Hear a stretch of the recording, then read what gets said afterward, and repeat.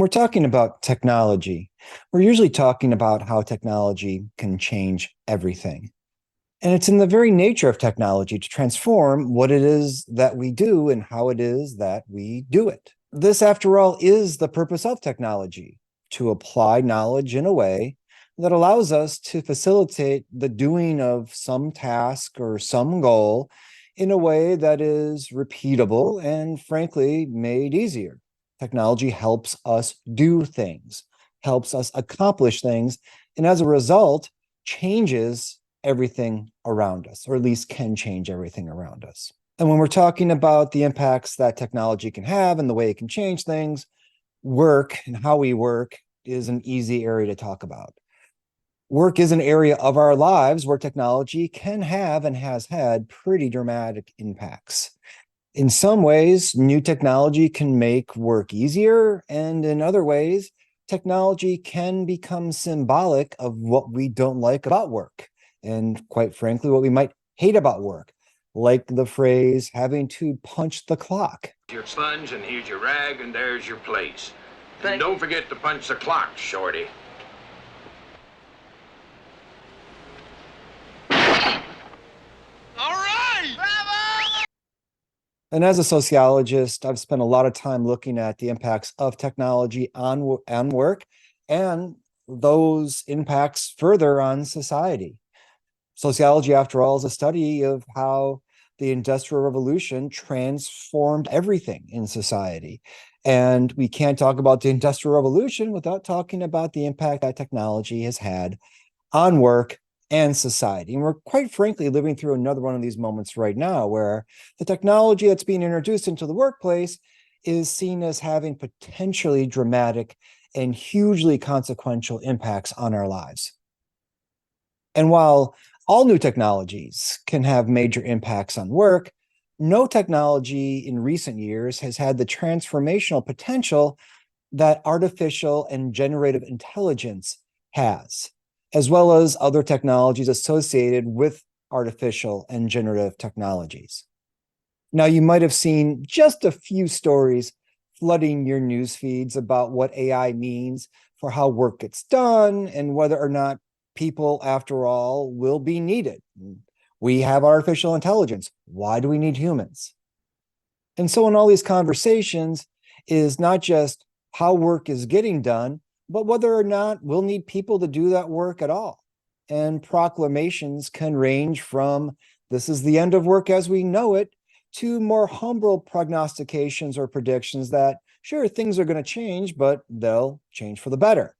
And so right now we're looking at a dystopian view of the world or maybe a utopian view of the world. Technology is going to ruin everything, or technology is going to be our savior. Time will tell what the impacts will be, but we already have seen some tremendous impacts that span from welcoming to, quite frankly, very alarming. And so in this video, we want to explore some basic concepts around artificial intelligence and AI-related technologies.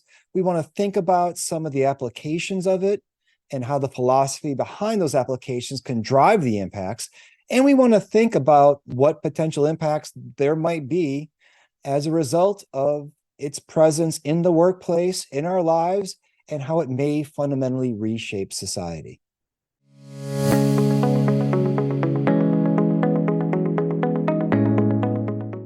But before we can talk about what those outcomes might be, let's first define some basic terms.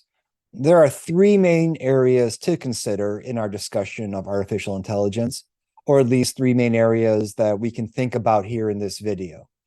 And they usually are the three areas that people are speaking about when talking about AI. First, we have artificial intelligence. And AI can be separated into two categories, narrow and general. Narrow AI is meant to perform a limited number of tasks that are set within a programmed algorithm or a discrete set of activities. Compare this to general AI, which is meant to possess more human-like thinking, learning, problem solving, reasoning abilities, maybe even critical thinking. So we're talking about artificial intelligence. people are often thinking about general AI, or the way that AI can approximate or improve upon the way we think and the way we perform as humans. Next, we can go into machine learning. Machine learning refers to a subset of AI that allows computers to learn from experience and from outcomes. By identifying patterns, seeing connections, noting relationships, tracking outcomes, and other things, computers can increase their intelligence through developing more sophisticated algorithms and quote unquote thought patterns. Just like you might learn from experience, we hope, the machines can also learn from experience, and they can take into account what they did previously, what the outcome was, and then how to improve its thinking going forward. Finally, we can talk about language learning models, or LLMs. And these are meant to allow computers to learn through the analysis of human language. That's why they're called language learning.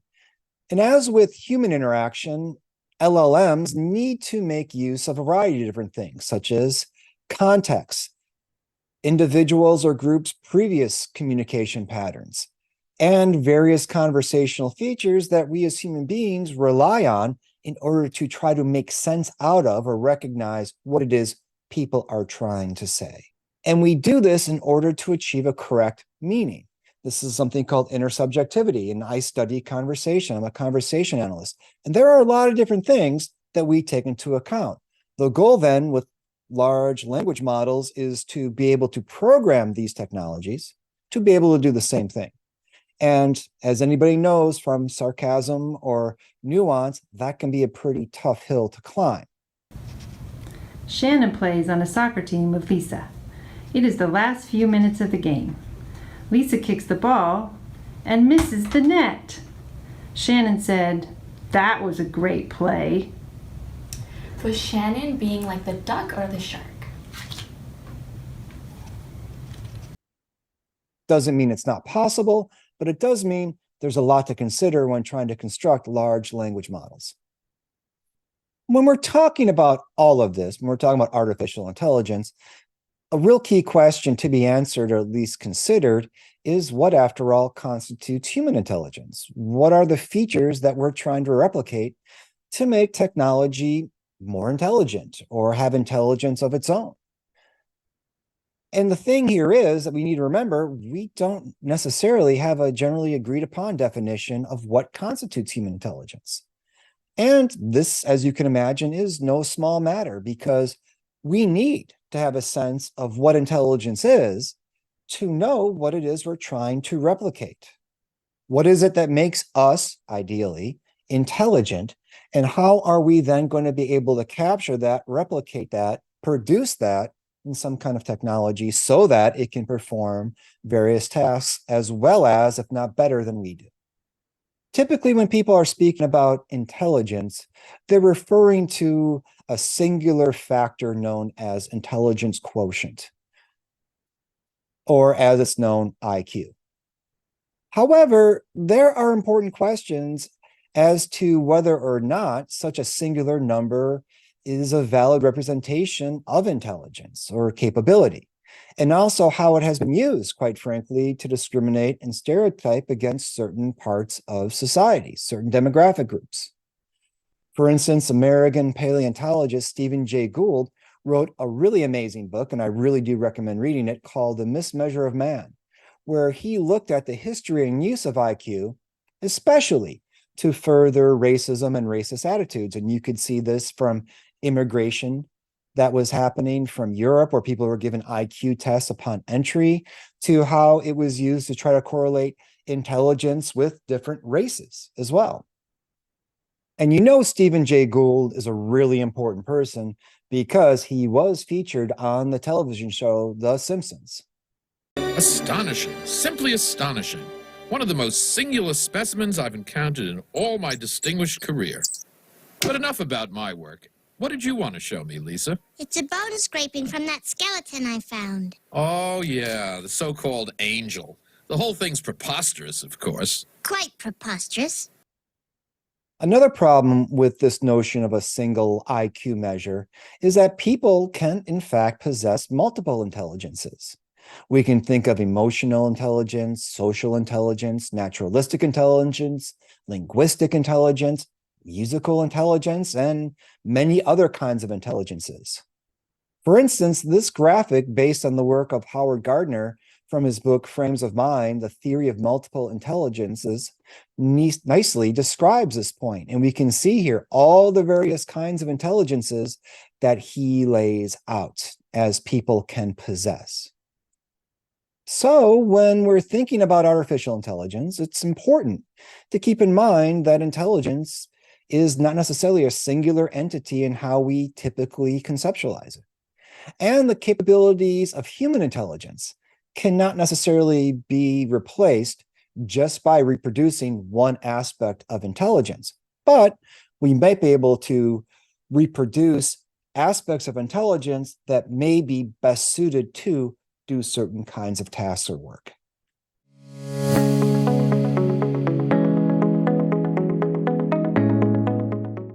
When we're creating technology, and AI is no different, we do so because we expect to derive some kind of benefit from the creation of that technology. When we're examining the impact of technology on the workplace and work, it's important to think about, what are we trying to accomplish? What are we trying to achieve? What's our goal to begin with? When we're thinking about AI in work, in general, the stated goals can include the following: creating better working conditions through the removal of mundane and routine tasks, enhancing of workers' abilities to handle complex tasks, an overall increase in productivity, improving quality outcomes and precision, saving money through the reduction of the workforce, getting rid of people, replacing workers for the sake of reducing worker leverage. If there are fewer workers, there are few people who can organize and complain. Also, a fascination with technology and the desire to have the newest and the latest widget or gadget. There can be a lot of other positive reasons, and maybe some of those aren't quite positive in your estimation, but at least somebody thinks that these are benefits. And so the list of benefits can go on. These are just a few that generally people talk about. Another thing to think about in terms of the impact of technology and work is this 4-factor framework. Try saying that fast 3 times, that I created to look at the impact of technology on work and on employee experience. And we can think about the potential impacts in these 4 categories. Is the technology a facilitator? Is it going to help employees with their work and support how they do their work? Is the technology a determinant? Is that technology going to structure how employees do their work and dictate how work gets done? Does it take control away from them, for instance? Is technology seen as a replacement? Is it going to replace employees altogether, reduce the need for them to even be there? And we've seen this, right? We've seen this in the auto industry. We've seen this in the textile industry. We've seen employee numbers go down while productivity goes up. And finally, we can see technology as transformation. To what extent is it going to transform work? Is it going to change how not just work gets done, but change how we conceptualize what that job is? We can see in this framework and in relation to these categories that some of these goals align cleanly into these categories. Some may even overlap into different categories. And we can see predictions that AI technologies will do each of these depending on who you ask. Sometimes it is thought all of this will happen at the same time, that it will both facilitate work while replacing some workers. It will transform work by dictating how work gets done. And so this heuristic, this framework is meant just to structure our thinking about how we conceptualize the benefits and how to evaluate what impact it's had after it's been implemented. And after all, the impact that this emergent technology will have is going to be based on how we evolve with it. Danger! The real Xeno is approaching. Nonsense. I'm the real Xeno. Save me! Save me! The robot was just kidding, Dr. Smith. And whether or not advanced technology can replace certain workers depends on how we conceptualize what the jobs are, what it is that they do. What are the explicit and implicit elements of their work that is seen as replaceable by technology? How is the work described in official documents versus how is the work done as a daily practice? I'm reminded when I was doing research on medical transcription, I was told that speech recognition will simply replace the medical transcriptionist because all they do is type what a doctor says. If that's how you conceptualize a job, that you just type what a doctor says, then build a better speech rec engine and you can replace a medical transcriptionist. Problem was, there was a lot more to their job than just typing what a doctor said. And if you looked at how they did their jobs and all they brought to the table, you could see that it wasn't so cleanly replaced by this automated technology. In regards to this, I often like to quote the words of sociologist David Wellman, who said, "How work gets done is the best kept secret in America." You can reflect on how well do people know what it is that you do, what you bring to the job. What do you contribute beyond the obvious job requirements and the job description? Employees often can feel that their actual contributions are overlooked, that no one knows what I really do here. No one knows the value I bring. And it's not as if everything we do at our jobs is of the same complexity or skill requirement. So there might be certain parts of your job that can be easily replaced, while other parts of your job can be a lot harder to replace. For this reason, it can be helpful to think in terms of levels of knowledge, complexity of job requirements, and unique situations that a person is called upon to manage and respond to at work. Right now, the more routine and predictable a job is, the better these technologies can perform in terms of doing them. And so in that way, technology can be a great aid. But as we think it can do more, there's a greater risk for it's replacing human elements before it's ready. There's always something to be said for experience in work and previous experience allowing us to respond to new challenges at work. And that experience can be difficult to neatly translate into language and code that a computer or computational system can understand and use. Furthermore, based on the type of work we're talking about, it can even be more difficult to accomplish that. So the question becomes, as AI-related technologies develop the abilities to learn, as the recognized language to recognize patterns, will they be able to gain experience and knowledge like a human? Or hopefully, even better than a human, given how some of my students can act sometimes in a learning environment. Anyone raised or lowered, raised tariffs in an effort to collect more revenue for the federal government. Did it work? Anyone? Anyone know the effects? It did not work, and the United States sank deeper into the Great Depression. A central question here is, how much do we trust this technology? How much do we trust AI with ourselves and, in some instances, our lives? And perhaps nothing has greater stakes in terms of that question than healthcare, as it can literally be a matter of life or death. Even in such a high-stakes environment like healthcare, we can start to see AI-related technologies making inroads and making contributions that are both beneficial and potentially alarming.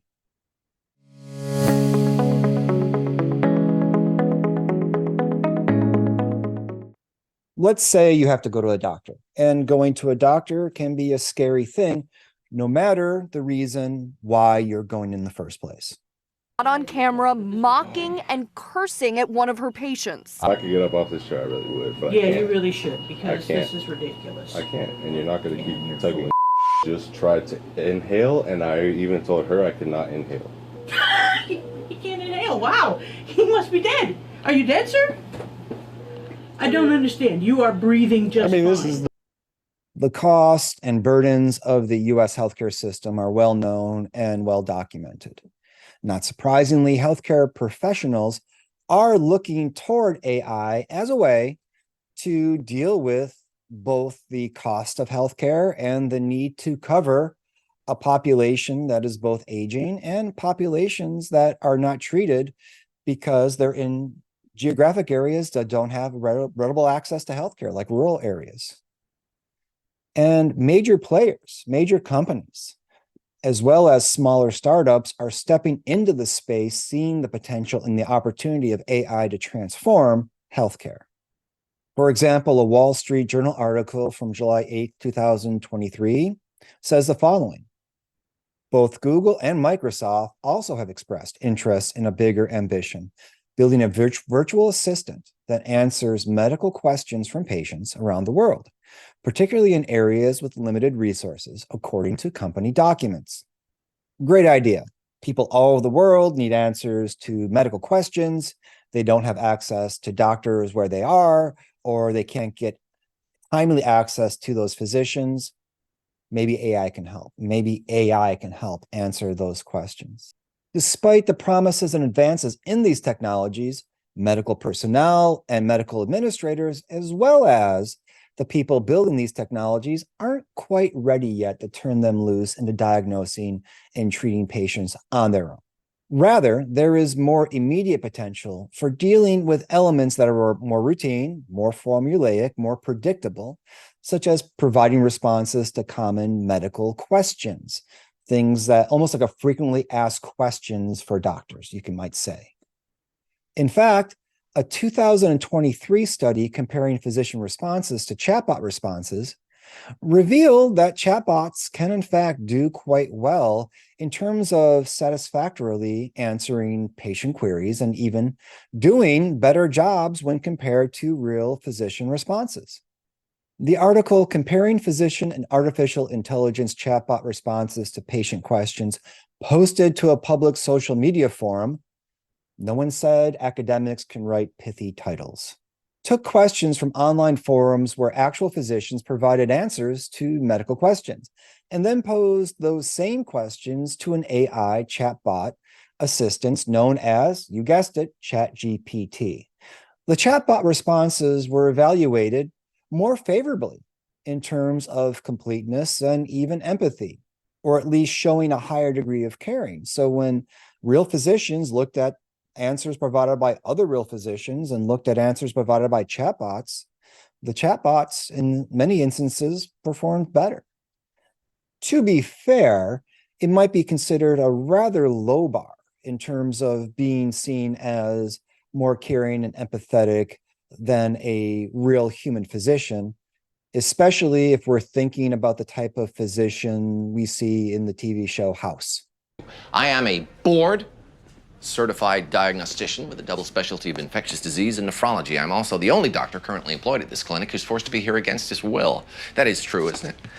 But not to worry, because for most of you, this job could be done by a monkey with a bottle of Motrin.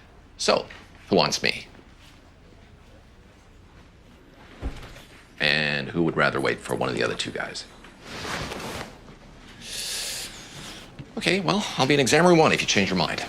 When we look at the data from the study, we can see where the chatbot did, in fact, perform better than the physician in many ways. The responses were more complete, appeared more thought out, and in many ways sounded kinder, sounded more validating, more caring. It was probably hard to believe that they were the product of human doctors, given how much was actually produced. And if anybody's ever used ChatGPT or a similar kind of technology, you can see how quickly you can get a response from it.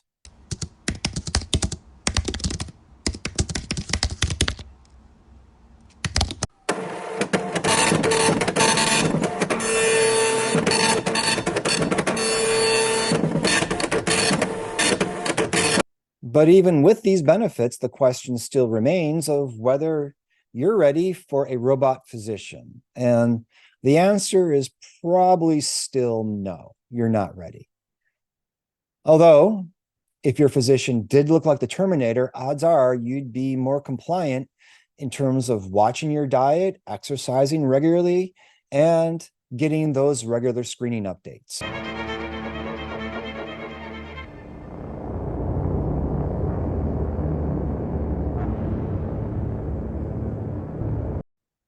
Undoubtedly, there's a lot that these technologies can do well, like deciphering patterns and data, taking on routinized tasks, sharing knowledge on a more scalable level, increasing productivity, even reducing the number of errors, and hopefully improving outcomes.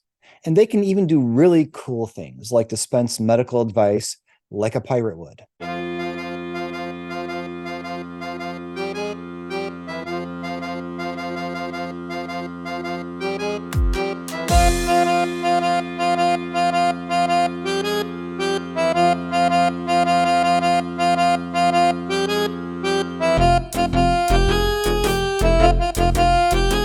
At the same time, there are a lot of challenges as well when we're using and considering these technologies. And in order to look at the potential overall impact, we need to look at the challenges as well as the potential benefits.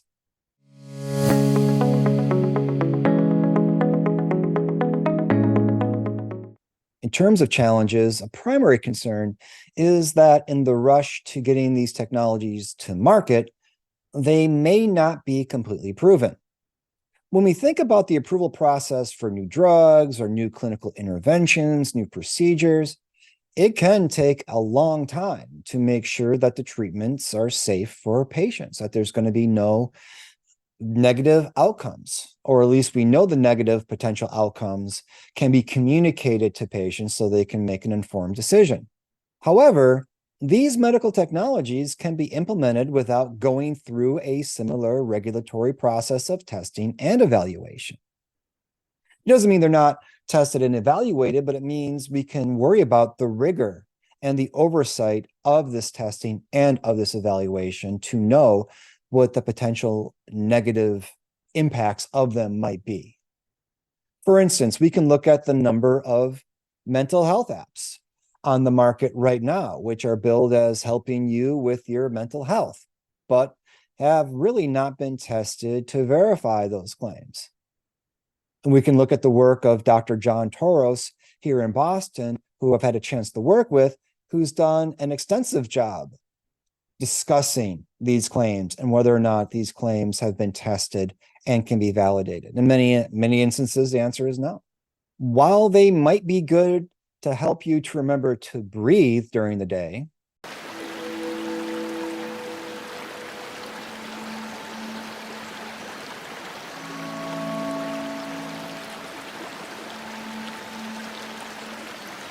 they aren't necessarily up to the task of dealing with complex trauma and chronic mental health conditions. We still need humans for that. And talking to people about that, at least right now, can be better than talking to machines. Another issue is that the promises of the technology can outpace the actual functionality and ability to deliver of the technology. And part of this lies in what I've called techno-fetishism or shiny key syndrome, which is simply the idea that technology provides a new distraction that we think is really cool.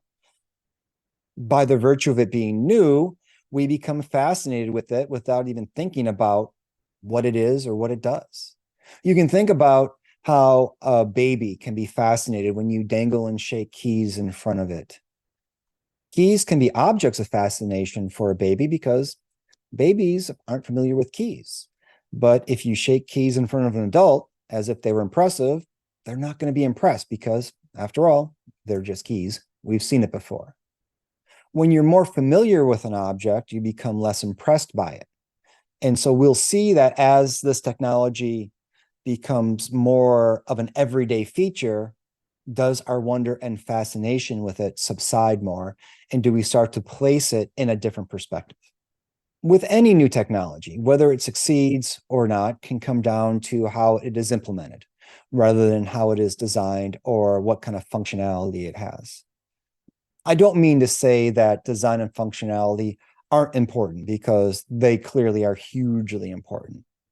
But the amount of buy-in that you get, especially in the workplace, in terms of willingness to use a new technology depends on how workers see the technology in relation to their work, in terms of what impact it has on their ability to function and perform.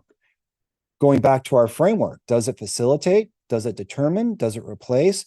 Does it transform? Is this transformation something that's welcomed? Is it being resisted?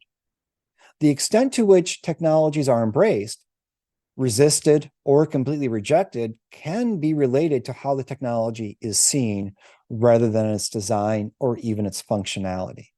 So when we're thinking about implementing new technologies, we also have to think about how they've been designed and how they've been viewed in relation to the workers who are going to be using them.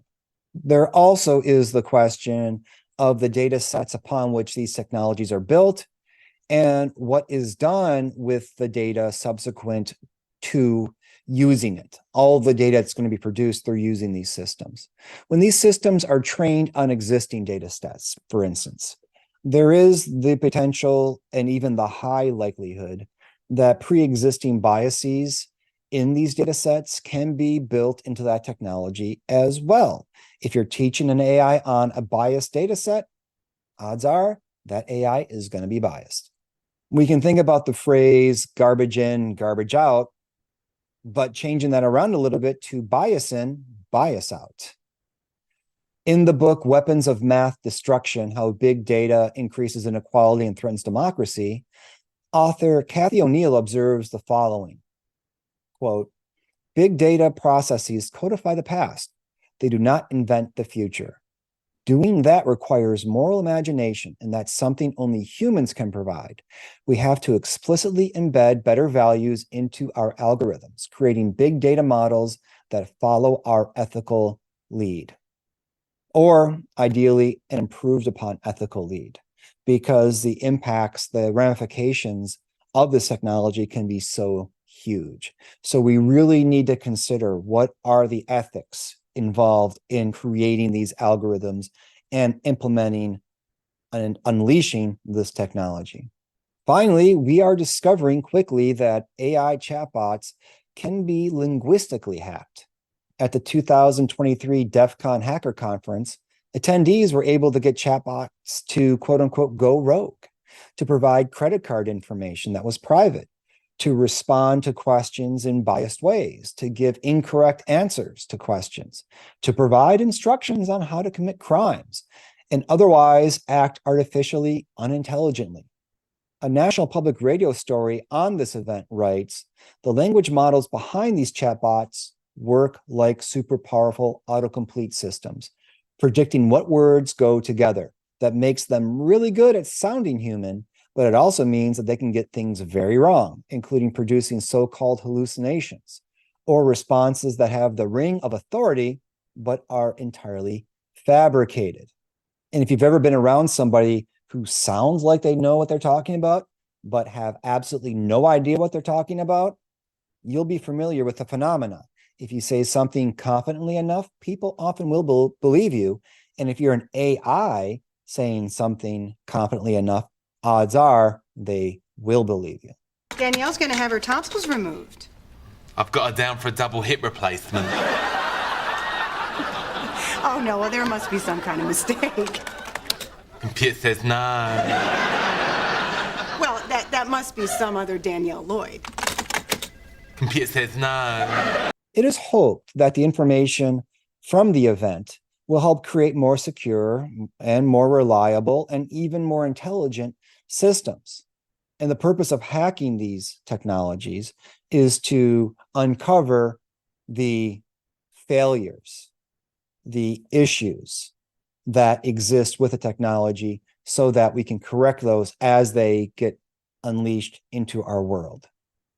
As AI technology and AI-related technology continues to evolve in terms of the type and complexity of work it is assigned to handle, how the technology is envisioned, how it's designed, how it's implemented, how it's used, and ultimately the impact it has needs to be closely examined, understood. We need to look at the entire design process and monitor it as it's taking place.